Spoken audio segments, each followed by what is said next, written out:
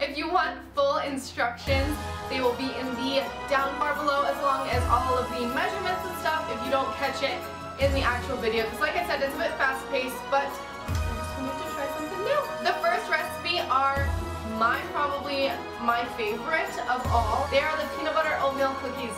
These are amazing. I literally have them for breakfast because they're not even cookies. Like, they're not even bad at all. The only thing that's bad is like chocolate chips, but I made sure to get like the organic semi-sweet chocolate chips, so they were, you know, a little bit better quality than just like Nestle or something like that.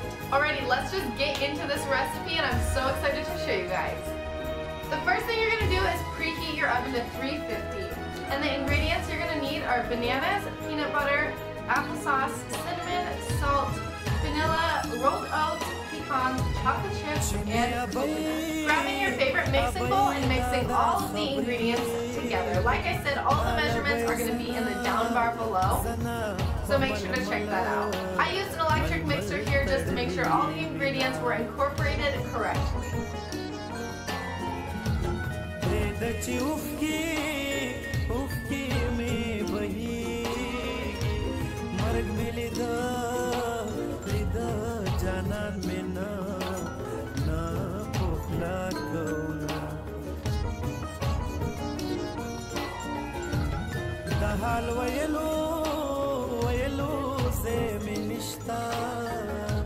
It is time to put them on the cookie sheet.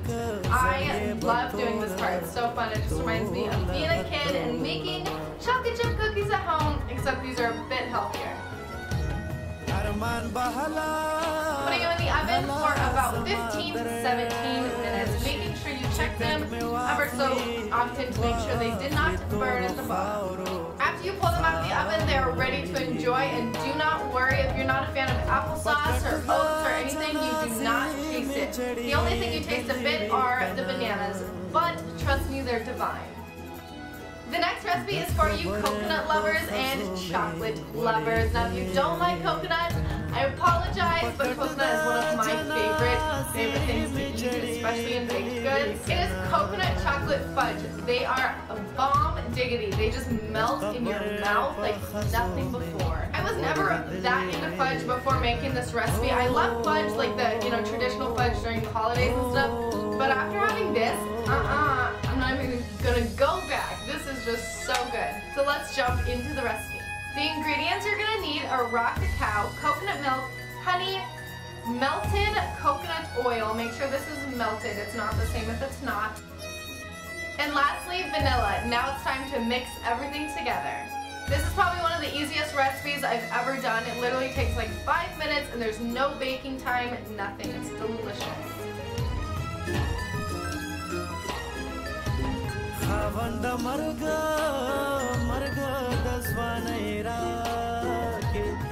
After incorporating all of the ingredients, you're going to want to grab a loaf pan, and I lined it with some foil. You can use non-stick parchment paper or whatever you would like, but I used foil here and just pouring that delicious concoction together.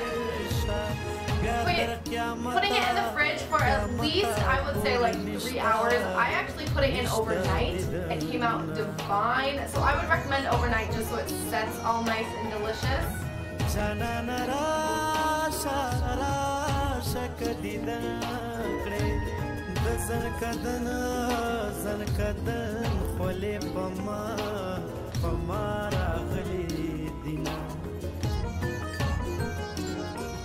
Look at those babies. How delicious and just melted in your mouth. Do they look? Oh, they're just amazing. You guys have to try and make them.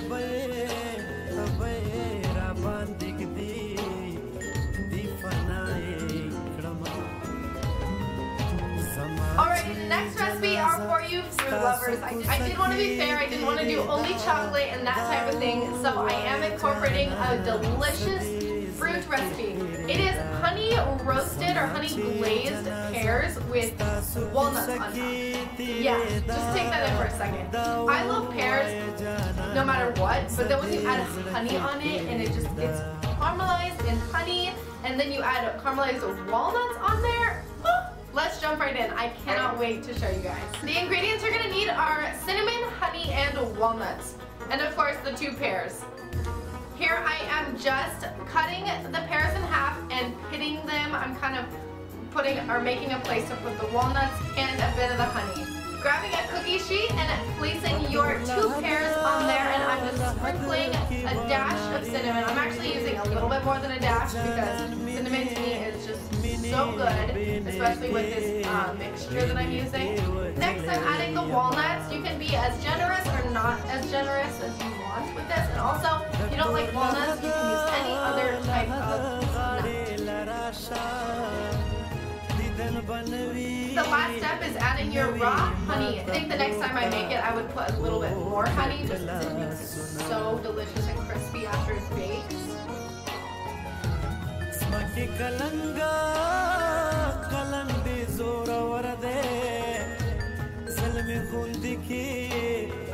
After that, you put it in the oven and bake for 30 minutes. That is all you have to do. I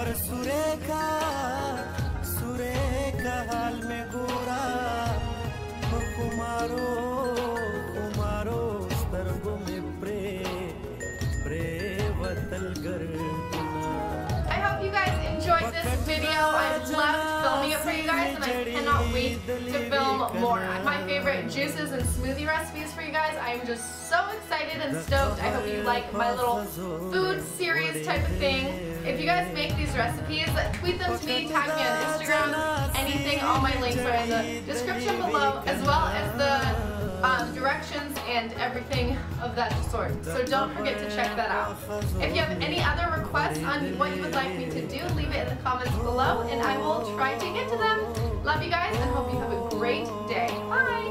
Hey guys, today I'm doing a drugstore haul.